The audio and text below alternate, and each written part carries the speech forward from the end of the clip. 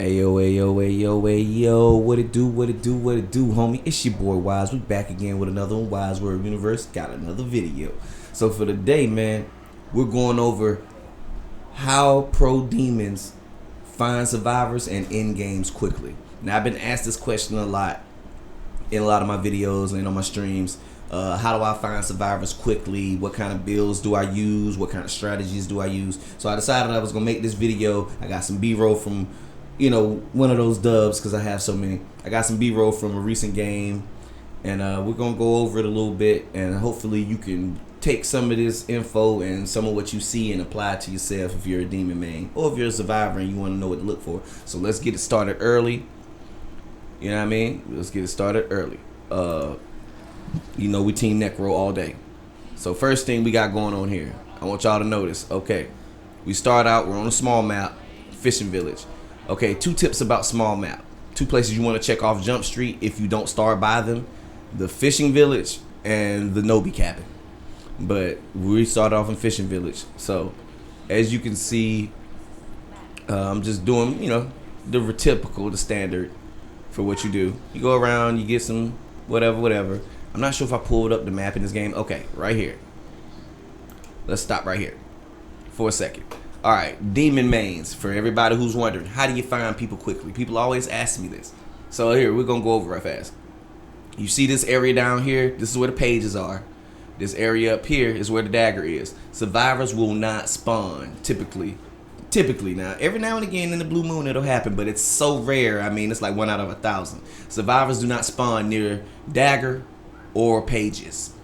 So you want to look somewhere parallel to where you are. I started in the fishing village about here. So I want to start here. I want to begin looking here, or here, because they're always somewhere parallel to you. So I started off here. Somewhere parallel to me would be either here in this area or here in this area. Now, this method works a lot easier on the small map. When you're doing the big map, you have to apply this technique to a broader area, so you have to really be knowledgeable about the map layout and where things typically go down and spawn. But like I said, more times than not, 8 out of 10 times, this method's gonna work. It doesn't matter big map, small map. So remember, like I said, they don't spawn their pages, they don't spawn their dagger. We spawned here, so they're gonna be either somewhere they're gonna be in the manor, the cabin, the treatment, or the tunnel, or they're gonna be up this way by the valley or the cages. This is a given. This is a almost 100% proof method. Feel free to use it. Let's jump back in and see what happens. And like I said, man, there is a strat to this stuff, man. You don't have to just do basic unit possession spam, because I don't do that, quite frankly. I use elites. I use the whole onslaught. But you have to know the timing here is key. Like, now you see what I'm doing right now? I didn't go straight over to the cabin even though I marked it, because I want to do process of elimination. So what do? I go up to the very next location away from me to my left. Nobody's there. Now we're going straight over to the Nobi cabin. Like I told you, you're going to check them 2 places first. The fishing village and the Nobi cabin. And what do we got? We got survivors. I told y'all, man, this method is almost guaranteed, man. And this is how I find survivors at the beginning of every match. This works, like I said, 8 out of 10 times. You're going to find them. If you're doing this method, you're going to find them within the first minute or 2. No later than the first 3 minutes. But usually first minute or 2, if you're doing this correctly, you'll find survivors. And yeah, now at this point, I'm only level 3. I don't have basic portals. Demon mains, if you are not high level and extremely skilled, don't go for early game kills. You're just kind of dooming yourself to have a long game. Go for early game harassment. Bug the survivors. Make them have to work. Keep them in a constant state of unknowing. They don't know when you might pop out, when you might drop a portal. They don't know, you know what I'm saying? That's how you play this game. You get them on the scramble. See, they want time to loot. They want time to heal and search around for things. Your job is to constantly apply pressure. It's not about getting the early win, because I played a long game myself. I don't go for early wins unless I see the team is that weak. But most of the time, they have a pretty good team. They got a Kelly, they got a Shuro, they got Scotty, they got a Warrior Ash. So they got a Hunter Ash. So they got a good lineup. But it's not about the lineup you're going against. It's about how they're playing. So they split up a little bit, right? We got 2 left.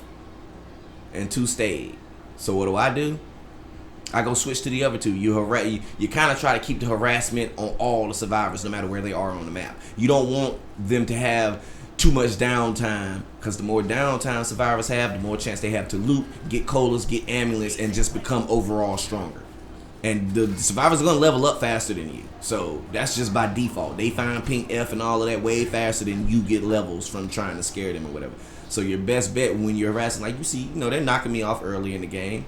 I've gotten a little chunk off of energy, but that's kind of the name of the game. You want to slowly pick away at the survivors. Like I said, unless you see an opportunity to completely swarm them and get some downs, you really want to just play the nitpick strategy. Hit and run. You hit them a little bit, you back out, you get some more energy. And also remember to keep an eye on your infernal energy, because that's also one of the main keys. You have to know how much infernal energy you're using. You don't ever want to be caught in a position where you've gone through all the trouble to down survivors or get them weak, and then you run out of infernal energy and you can't do anything, and they got time to heal, reload, or whatever else. Like, you see what I'm doing? I'm just farming levels. I'm not really going hard. I'm just farming levels. I made it to level 6 because right now, like I said, it's still the early game. We're only 4 minutes into the game. There's no need for me to rush anything. I'm not, you know what I mean? The point is to keep the harassment going so they don't get a chance to chill. You don't want to give them a chance to chill. You want them in a constant state of combat, a constant state of contentment at all times. You want them to spend the whole match doing this. The whole match, now they're worried about, man, we got to run. We got to get a car. We got to get away. He might possess one of us. He might jump scare. He might drop a unit. You want to keep them in a constant state of panic. Their first goal is to cause panic. Take the chillness out of the match. They run around chilling, looting, cause havoc. Make them panic, make them scramble. And then from there, keep the harassment up. Don't give up on it.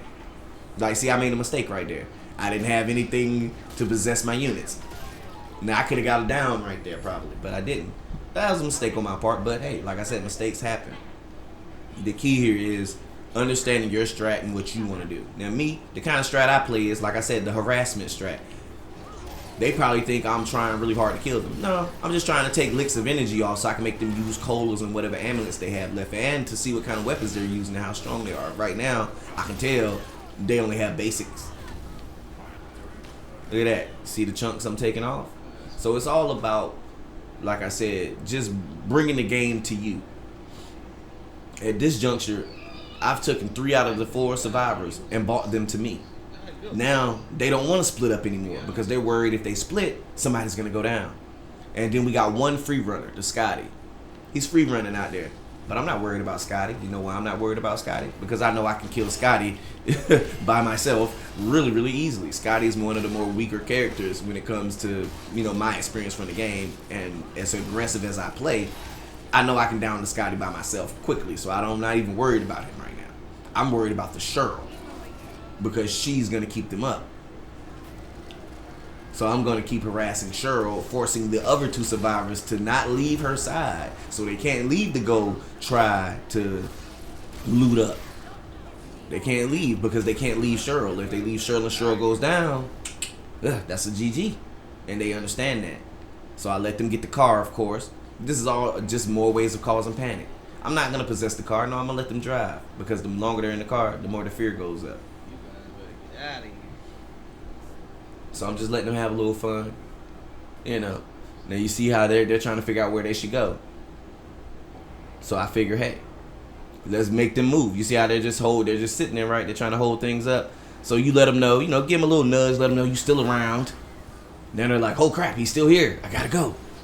That's what I mean when I say keep the harassment up. You want to keep them in a constant state of not knowing what's gonna happen. You don't want them expecting, oh, he's going to pop a portal. He's going to pop a portal. No, you want to keep them on their toes so they don't know when the portal's coming. It's a beautiful thing to watch. But anyway, I'll let y'all listen to some of the in-game commentary. And right here, I want y'all to pay close attention to what I do. Because that's what I mean when I say that it's about timing. You lay the trap, and then you time when it's time to spring it. Just watch.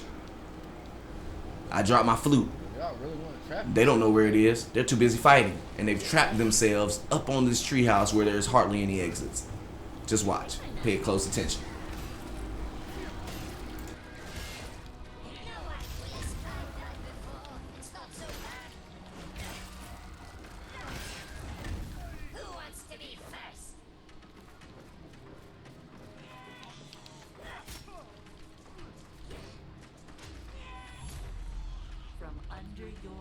Don't run.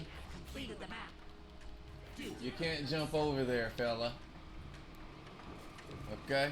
You can't jump over there, fella. You see that? Down goes one. It doesn't matter if you want to run, you want to vault, or do whatever cheesy thing survivors are doing. I got something for you. And necromancer players, please don't forget to use your war cry. It's an area attack. When they swarming you like this, look, I love when they do this because it just gives me a free lick. Look at that, free lick every time. Every time I do that ground smash, that's a free lick on all the survivors. I'm surprised survivors don't notice this by now. Look, they feel like they're doing something good. So I jump out of that unit. Now here's where paying attention to your infernal energy comes into play. Look, I laid a trap. Wait for it. The trap sprung. We get a jump scare, get some infernal energy. Look, Flutus is still playing. They haven't found him yet. You possess a unit, and then you commence to demolish them. By the way, the Flutus also calls in skeletons from the surrounding area to run into the fight. Another just quick little tip that the Flutus does, so you don't have to waste time spawning portals. They kill that unit, I automatically jump to the next. They're cornered, and this is gonna get ugly quick. Down goes Kelly. Up, Cheryl's a fighter. Cheryl's a fighter.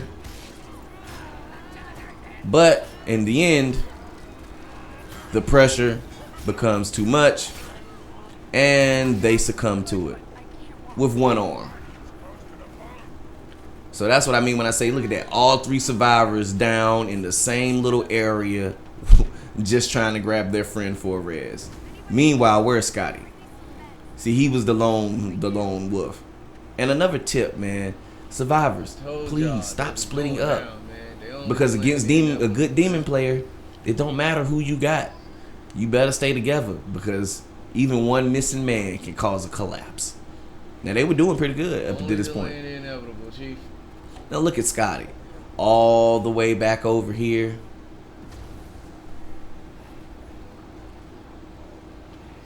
So at this juncture, I mean, it's pretty much a GG's. I'm level, what, 19 against one survivor? Yeah, that's pretty much over. But it's just, like I said, showing the strat. So it's not necessarily about constantly trying to kill them, but it's about keeping that pressure and keeping them fighting the whole time. When you keep them fighting, I mean, there's pretty much nothing they can do. Because they're stuck in an instance of just fighting. You know, Scotty wanted to try the Dead by Daylight strategy. By the way, Demon Mains, I got a trick for that too. Just spawn your boss and grab them. Especially when it's just one left and you think he's going to do the looping thing.